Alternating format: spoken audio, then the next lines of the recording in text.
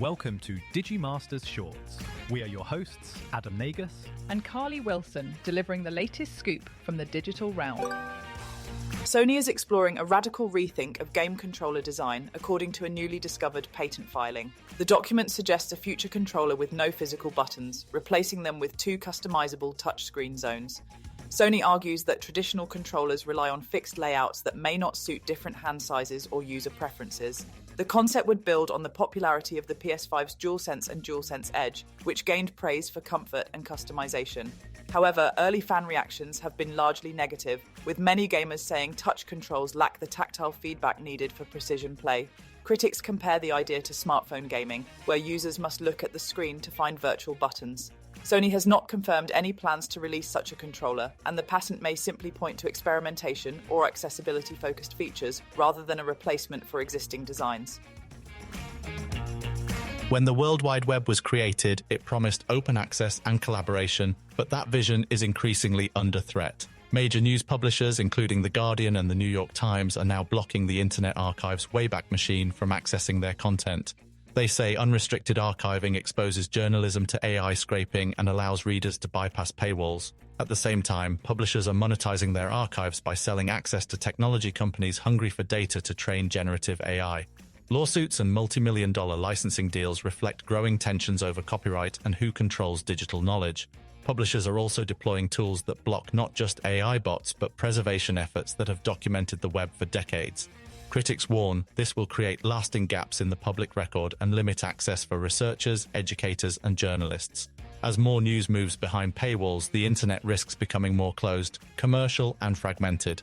The struggle highlights a broader question of whether preserving the history of the web can survive in an age driven by profit and artificial intelligence.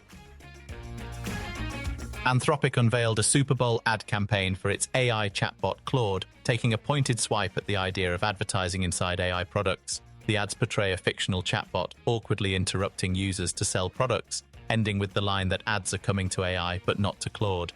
The campaign is widely seen as a jab at OpenAI after it announced plans to introduce advertising into ChatGPT. OpenAI CEO Sam Altman responded publicly, saying the ads were funny but also misleading and dishonest. He argued that OpenAI would never place disruptive ads inside conversations and believes users would strongly reject that experience. Altman said OpenAI's goal is broad access to AI, especially for people who cannot afford paid subscriptions. He contrasted OpenAI's massive free user base with Anthropic's smaller, more premium audience. Both companies offer free and paid tiers, with prices reaching into the hundreds of dollars per month for advanced plans. Altman also revealed that OpenAI plans to run its own Super Bowl ad focused on builders and the accessibility of AI creation.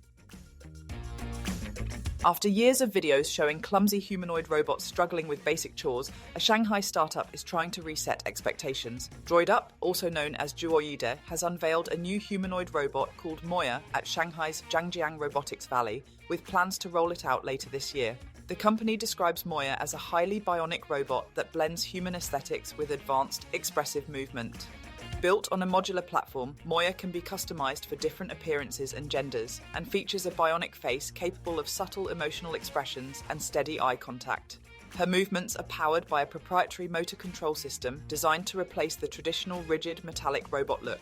Physically, Moya is designed to feel human, complete with soft skin-like materials, simulated fat and muscle, a rib cage, and even body temperature control.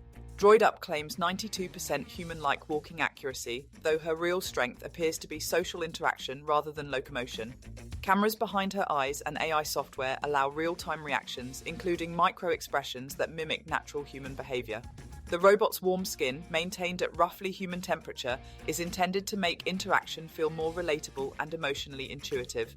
Despite mixed reactions ranging from uncanny valley discomfort to praise for her realism, DroidUp expects Moya to be used primarily in healthcare and education, with a projected price tag of about $173,000. Thank you for listening to today's AI and Tech News Podcast summary. Please do leave us a comment, and for additional feedback, please email us at podcast@digimasters.co.uk. You can now follow us on Instagram and Threads by searching for @Digimaster Shorts or search for Digimasters on LinkedIn. Be sure to tune in tomorrow, and don't forget to follow or subscribe.